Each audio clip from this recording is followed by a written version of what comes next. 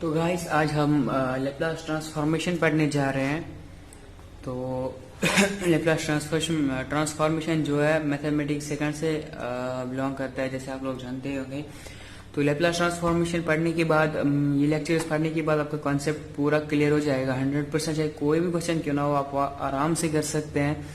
और उसके साथ में आपको कोई लास्ट में खत्म होने के बाद यूनिवर्सिटी की कुछ पेपर्स दिखाऊंगा, वो करेंगे।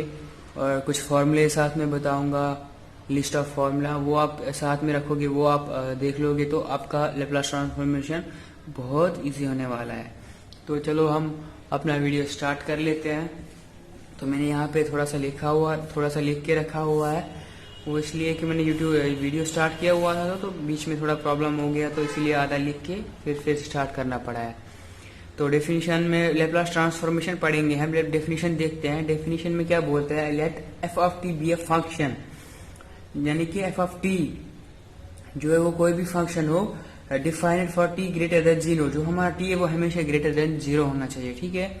और Laplace transformation of f of t is denoted by, जो हमारा एफ ऑफ टी जो है Laplace transformation of f of T है, इस फंक्शन का जो भी हमारा लेप्लास ट्रांसफॉर्मेशन है, इसको हम कैसे डिनोट करते हैं? उसको हम डिनोट करते हैं ऐसे, Laplace transformation of f of T, या तो एफ बार ऐसे डिनोट करते हैं, ठीक है। और डिफाइन हम उसको कैसे करते हैं, Laplace transformation of f of t is equal to 0 to infinity e raised power minus s t f t d t. ये इसको हम डिफाइन ऐसे करते हैं। ये डिफिनेशन इसका ये है। लेप्लास ट्रांसफॉर्मेशन जो है वो किसके बराबर होता है, 0 to infinity e raised power minus s t f t d T. वह जहाँ पे जो हमारा ये एस है, या ये रियल होना चाहिए या तो ये कॉम्प्लेक्स नंबर होना चाहिए, कॉम्प्लेक्स होना चाहिए। और जो एस है हमेशा ग्रेटर देन 0 होना चाहिए। ये हमारी कंडीशन है। क्या है? कंडीशन है। तो चलो अब अपना लेप्लास ट्रांसफॉर्मेशन कुछ एलिमेंट्री फंक्शन का लेप्लास ट्रांसफॉर्मेशन निकाल के देखते हैं। बहुत सारी फंक्शन है जिनका हमें लेप्लास ट्रांसफॉर्मेशन निकालना है, जैसे कि डी रेज्ड पावर एन है, साइन ऑफ ए टी है, sine of h a t है, कॉस ऑफ ए टी है। तो ऐसे ही बहुत सारी लेप्लास ट्रांसफॉर्मेशन एलिमेंट्री फंक्शन है, उनका हमें लेप्लास ट्रांसफॉर्मेशन निकालना है। तो यहाँ पे आप देख सकते हो f of t is equal to t raised power n. ये हमारी पहली एलिमेंट्री फंक्शन है, तो इसका हम लेप्लास ट्रांसफॉर्मेशन निकालते हैं। तो एज ए डेफिनेशन हमको पता है, e raised power minus s t f t d t. Laplace transformation कोई भी लेप्लास ट्रांसफॉर्मेशन क्यों ना हो, उसके डेफिनेशन जो हमारी लेप्लास ट्रांसफॉर्मेशन की है वो ये है। तो इस डेफिनेशन की मदद से हम कोई भी लेप्लास ट्रांसफॉर्मेशन निकाल सकते हैं। तो हम यहाँ पे लिखेंगे we know 0 to infinity e raised power minus s t f t d t. ये हमारा इक्वेशन फर्स्ट है, डेफिनेशन से आ जाएगा। और अब हम ये क्वेश्चन करते हैं। तो ऐसे ही 0 to infinity e raised power minus s t ऐसे ही। और एफ टी, जो एफ टी है हमारा, ये एफ टी एफ फंक्शन है, ये क्या है, टी रेज्ड पावर एन।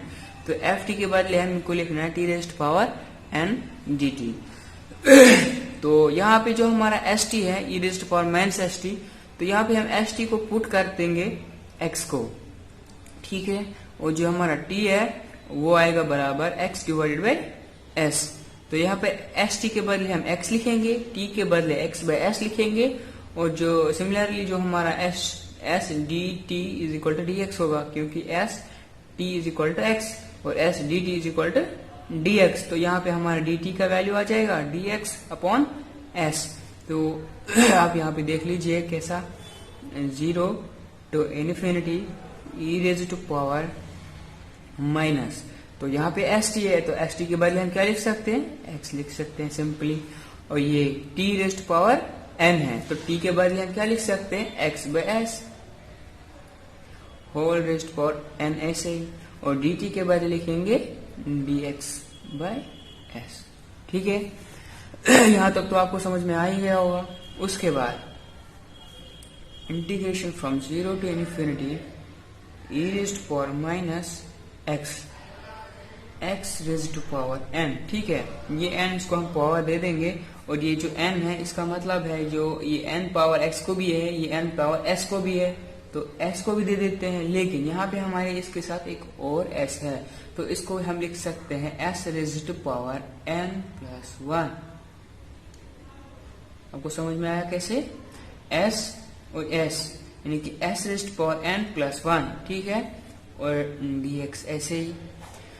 आपको पता होगा यहाँ पे हम क्या करेंगे, 1 divide by s raised power n plus 1 ये कॉन्स्टेंट है, 1 divided by s raised power n plus 1 इसको हम बाहर निकालेंगे, 0 to infinity e raised to power minus x raised power n dx।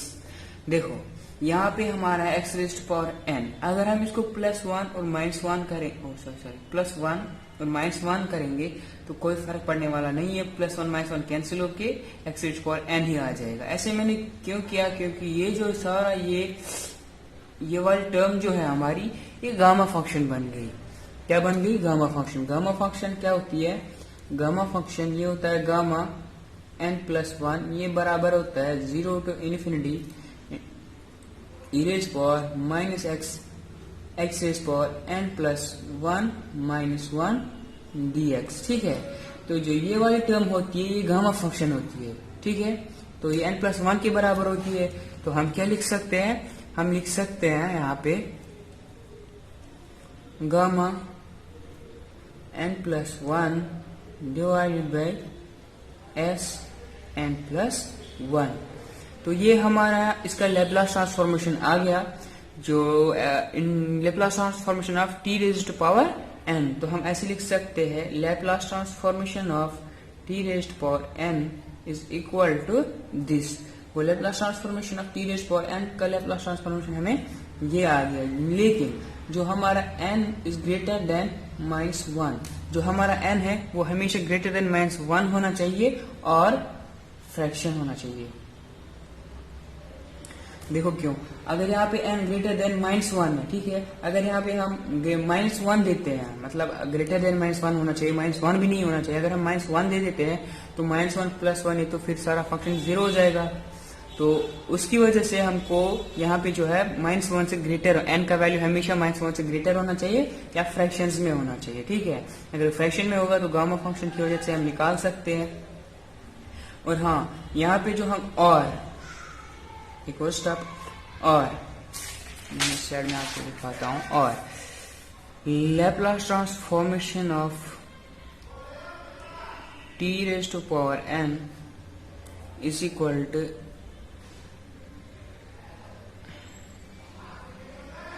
n factorial divided by x raised power n+1। जो n+1 है वो उसके बदले हम n फैक्टोरियल भी लिख सकते हैं। ठीक है, n फैक्टोरियल आप ऐसे भी लिखते हो, l की शेप में भी लिखते हो, या फिर आप फैक्टोरियल ऐसे भी लिखते हो, जैसे आपकी मर्जी वैसे लिखो। लेकिन जो हमारे यहाँ पे हम n जो हमारा यहाँ पे है वो 0, 1, 2 डैश ऐसे होना चाहिए।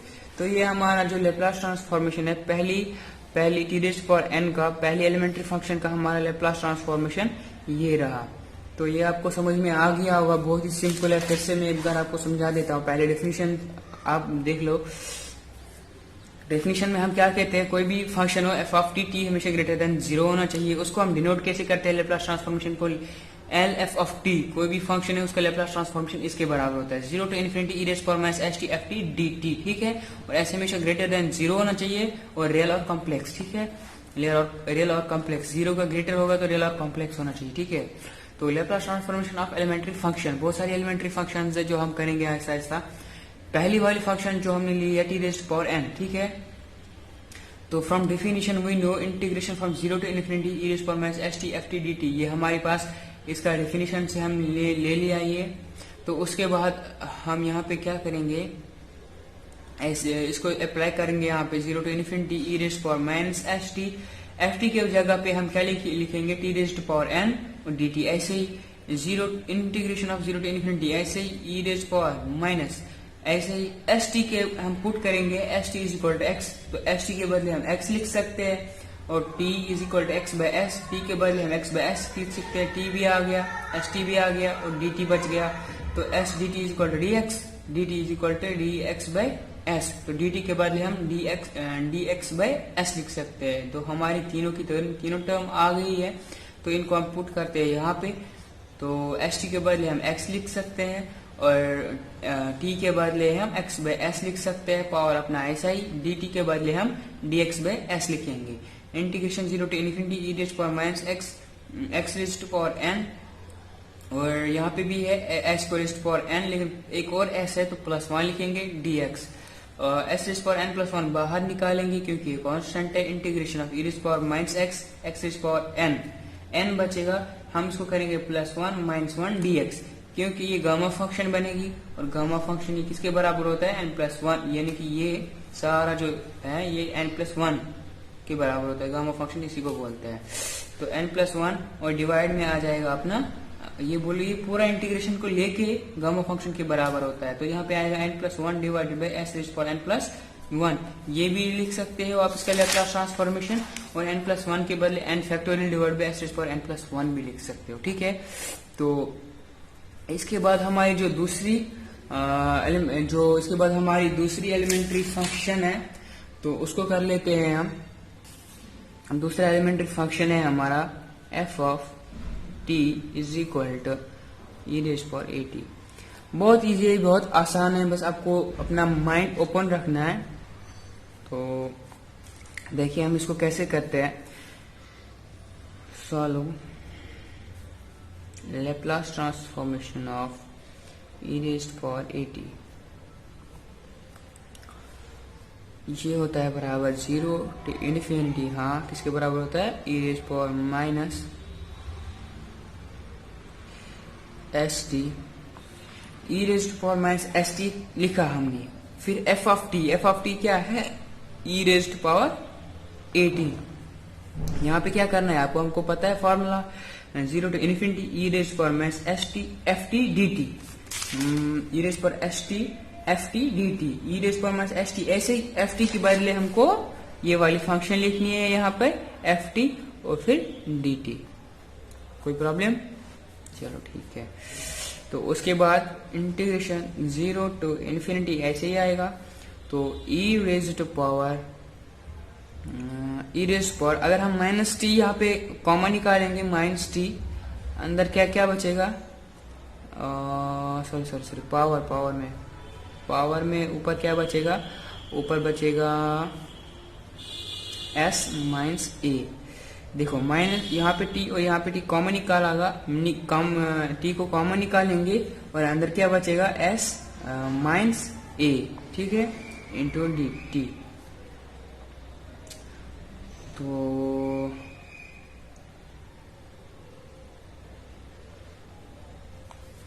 इसके बाद हम क्या करेंगे, integration from 0 to infinity,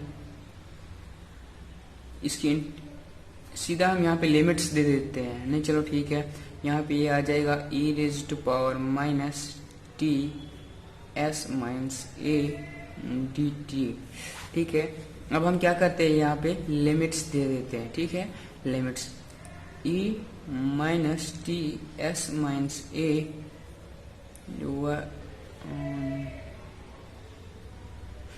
integration कर देते हैं, इंटीग्रेशन करते हैं। तो integration of e raise to power minus t s minus a, इसकी इंटीग्रेशन क्या हो जाएगी, ई रेज पावर एक्स की ई रेज पावर एक्स होती है इंटीग्रेशन, तो e raise power minus t s minus a ऐसे ही हो जाएगा। और ये पावर में एस माइनस ए है तो यहाँ पे माइनस एस माइनस ए आएगा। ठीक है, तो 0 to इन्फिनिटी लिमिट्स ऐसे ही। ठीक है, हमने क्या किया, सिंपली यहाँ पे 0 to इन्फिनिटी इसका इंटीग्रेशन निकाला। इसका इंटीग्रेशन यानी कि e raise to power x, ये पावर है इसका, तो ई रेज पावर एक्स का इंटीग्रेशन होता है e raise to power minus t s minus a divided by, ऊपर ये फंक्शन है तो माइनस एस माइनस ए, तो लिमिट्स 0 to इन्फिनिटी आ जाएंगे। ठीक है, तो यहाँ पे हम क्या करेंगे, पहले अपर लिमिट दे देंगे फिर लोअर लिमिट देते हैं। जैसे ही हम अपर लिमिट देंगे तो क्या होगा, जैसे हम इन्फिनिटी देते हैं यहाँ पे तो ये इन्फिनिटी बन जाएगा e raise to power infinity that is 0, e raise to power infinity is equal to 0 and e raise to power 0 is 1। ठीक है, ये आपको पता है। तो यहाँ पे हम क्या करते हैं, पहले ही हम यहाँ पे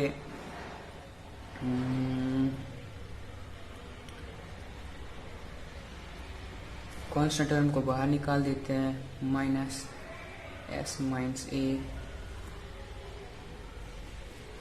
देखो जब हम यहाँ पे इन्फिनिटी देंगे, ये मैंने क्या किया यहाँ पे -1 divided by s minus a जो हमारा कांस्टेंट है इसको बाहर निकाला, क्योंकि लिमिट्स हमको t को देने हैं।